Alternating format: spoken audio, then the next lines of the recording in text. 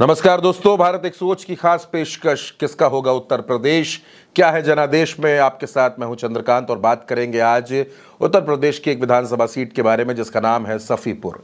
सफीपुर सुरक्षित सीट है। पिछले दो चुनाव से 2017 और 2022 से यहां भारतीय जनता पार्टी जीत दर्ज करती चली आ रही है, लेकिन अब हर किसी की नजर 2027 के चुनाव पर है। सबसे पहले जाति समीकरण की बात कर लेते हैं तो सबसे ज्यादा यहां पासी समाज के वोटर्स हैं।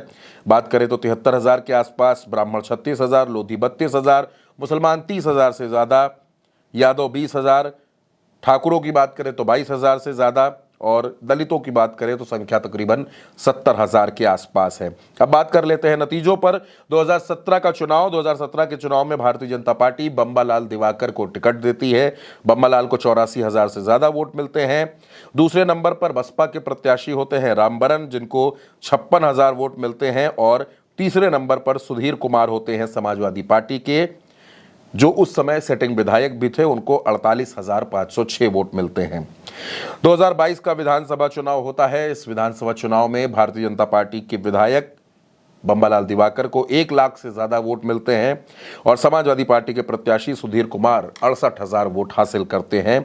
इन दोनों चुनाव में भारतीय जनता पार्टी जीत दर्ज करती है। अब 2027 का चुनाव सामने है। बम्बालाल दिवाकर तीसरी बार भी दावेदार होने की बात कह रहे हैं। उनका कहना है कि भारतीय जनता पार्टी एक बार फिर उनको टिकट देगी, उन पर भरोसा करेगी। वो लगातार 2 बार से विधायक बन रहे हैं। तो वहीं समाजवादी पार्टी में सुधीर रावत भी क्षेत्र में संपर्क कर रहे हैं, लेकिन सफीपुर के समीकरण इस बार बदले हुए हैं। सफीपुर में इस बार बहुत से दावेदार मैदान में आ चुके हैं। 2017 के चुनाव में दूसरे नंबर पर रहे रामबरन एक बार फिर यहां पर दावेदार बनने की कोशिश में हैं। हालांकि रामबरन अब समाजवादी पार्टी में शामिल हो चुके हैं और वो मजबूती के साथ इस क्षेत्र में चुनाव लड़ने की बात कह रहे हैं। उनका ये कहना है कि पार्टी उन पर भरोसा करेगी। तो वहीं बात करें बाकी दावेदारों पर तो स्वरित चौधरी, जो 2022 में भी टिकट मांग रहे थे और अब एक बार फिर वो 2027 के लिए दावेदारी कर रहे हैं, लोगों के बीच जा रहे हैं। और एक और नाम अचानक सामने आ गया है, वो नाम है सूर्यकांत पासी का। तो समाजवादी पार्टी यहां पर किस पर भरोसा करेगी? समाजवादी पार्टी यहां पर 4 चुनाव सुधीर रावत को लड़वा चुकी है, जिसमें से 2 चुनाव वो जीते हैं, 2 चुनाव वो हारे हैं, मंत्री भी रहे हैं, बड़े नेता हैं। समाजवादी पार्टी में अखिलेश यादव के करीबियों में भी उनकी गिनती होती है। लेकिन इस बार कहा यह जा रहा है कि अखिलेश यादव कुछ नए समीकरणों के साथ प्रत्याशियों को मैदान में उतार सकते हैं। तो क्या सफीपुर में अखिलेश यादव कोई बदलाव कर सकते हैं? स्वरित चौधरी, सूर्यकांत पासी या फिर रामबरन कुरील या फिर सुधीर रावत पर ही भरोसा बना रहेगा? समाजवादी पार्टी यहां पर किसको टिकट देगी, चुनाव बहुत हद तक उसी से तय हो जाएगा।